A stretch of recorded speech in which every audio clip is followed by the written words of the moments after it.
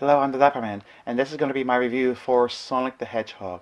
Now, Sonic the Hedgehog is, if you haven't noticed, a video game character. Whenever a video game is placed into a film, there is a 10 out of 10 times chance that it's going to be bad.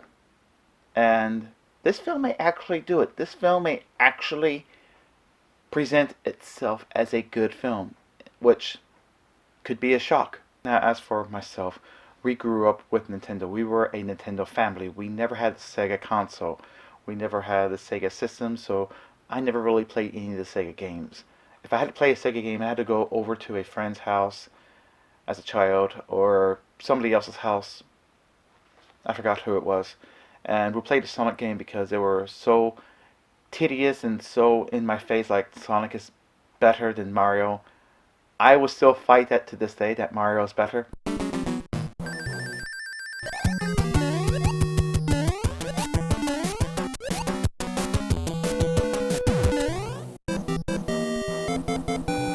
Anyhow, moving past that part, I would play Sonic and I never really understood the fascination of it because everything was moving so fast, everything was moving so crazy like in this style that I didn't get time to explore the world or appreciate.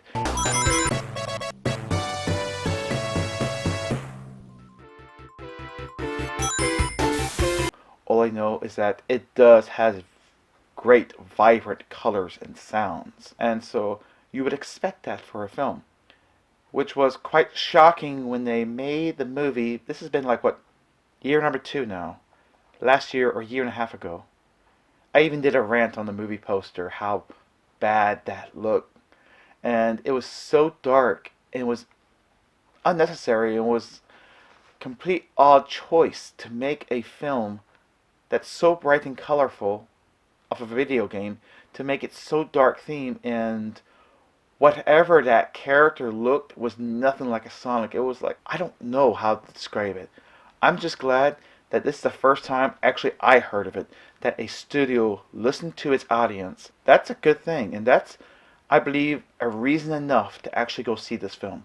However, if the studios listen to us on the CGI effect and just the design, will they actually listen to us on the story wise? I can tell you the first 5 to 6 minutes, it was very odd. It was backstory, it was a crash course of what's happening to Sonic, and you hear this voiceover by the Sonic the Hedgehog character, which I think is a very old trope, and I think it just needs to be done and gone. Now, Sonic is like a little baby child. Again, it's a 5 minute crash course. They go through it, so they're trying to throw in everything as much as possible. That he needs to escape his world because of reasoning I don't understand, and that these rings are like portals. Now, I could tell you again, I don't know nothing much about the Sonic the Hedgehog, but I can almost guarantee you that the rings that was given to Sonic were not little miniature portals. They're points. They were never portals. So that may take off some die-hard fans. I don't know. For some reason, this bag of rings is a bag of miniature portals, and if he thinks it, throws it, he'll go there. He goes into the planet Earth, which is our planet, and he's trying to escape.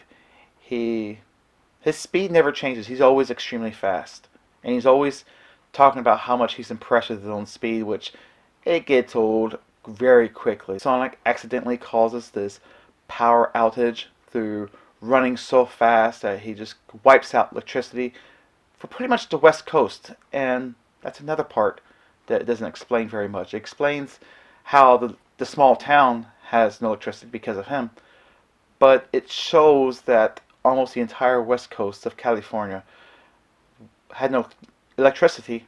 Somehow they don't explore that or talk about it.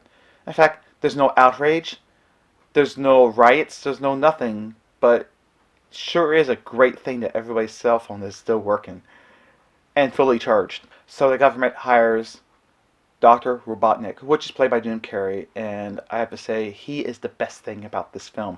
It is so great and wonderful to see Jim Carrey back, to his crazy antics, to his speed dialogue, to everything he says. It's just hilarious, and it is just an over exaggeration of himself, which is what we really want to see. So sometimes it makes me wonder as I'm sitting there, did I really came to see Sonic the Hedgehog, or did I came to see Jim Carrey? And I know the better part of me wants to say Sonic the Hedgehog, but in truth and all, I really came to see Jim Carrey and his slapstick style humor, and it's back. It's great to see him. Sonic does have a buddy cop friend, which it's just throwing character. No one really cares.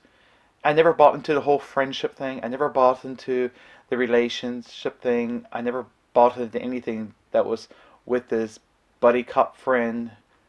I think his name was Wachowski. And everything I kept thinking of that, I kept thinking of Monsters Incorporated, like, oh, Wazowski or Wachowski. Who cares? It's just not something that you really care about. You just came to see Jim Carrey. You came to see Sonic the Hedgehog, and that is what you get out of this film. But there's something that happens at the credit scene, and the whole audience in the theater just applauded and shouted, and I was like, wow, they were more into this movie than I was. I would say this movie is good. It's okay. It's something that you would just watch with families. Something I wouldn't particularly watch again, but if I had children or people who has children, they would thoroughly love this film. And it's also pretty child friendly other than the violent scenes that happens in the bar fights and so forth. So this film is rated PG, and here's the reason why it's PG. And I was a bit surprised because usually I would thought they would go much further, much darker into it, and they didn't. They actually kept it back and they kept it very family friendly. They listened to us as an audience. They redid the CGI. He is pretty fun to look at, and I know the kids would be amused because the kids in the theater was amused. They were talking, they were clapping, and all kinds of noise, which is something that you want. You want have your kids extremely happy, especially after a long work week or whatever it is that happens, and this is something to delight them. So anyways, that is my review, and I would appreciate it if you could, and if you possibly have a chance, subscribe to the channel. It's very easy. It's just a click away. I don't know why I'm doing that. Whatever. It's just a click away, and I really appreciate it, and I appreciate your feedback. I appreciate the comments. I appreciate the likes. It very much helps me. It encourages me actually to make more videos, despite me working so much. It really does. I really appreciate it, and hopefully I will see you around to the next review. So until then, have a lovely day. Take care. Cheers.